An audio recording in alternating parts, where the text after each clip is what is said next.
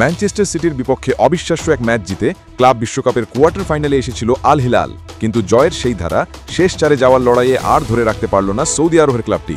শুক্রবার রাতে ব্রাজিলিয়ান চমক ফ্লুমিনেন্সের কাছে হেরে শেষ 8এই থেমে গেছে আল হিলালের দৌড়।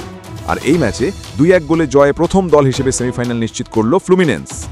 মাঠের লড়াইয়ে ফ্লুমিনেন্সের চেয়ে আল হিলালের দাপটই ছিল বেশি।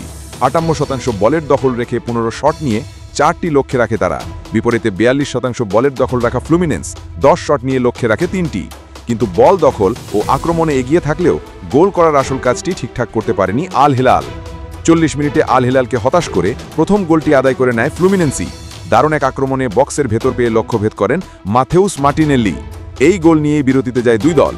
বিরতির পর মার্কোস লিওনার্ডোর গোলে দারুণভাবে ম্যাচে ফিরে আসে আল হিলাল, কিন্তু 70 মিনিটে আবার লিড হারায় তারা। বদলি নামা হারকিউলিসের গোলে ফের এগিয়ে যায় ফ্লুমিনেন্স। এরপর ম্যাচের বাকি সময় আল হিলাল চেষ্টা করেও আর ম্যাচে ফিরতে পারেনি। দারুণ এক জয় নিয়ে সেমিফাইনাল উঠে যায় ফ্লুমিনেন্সই।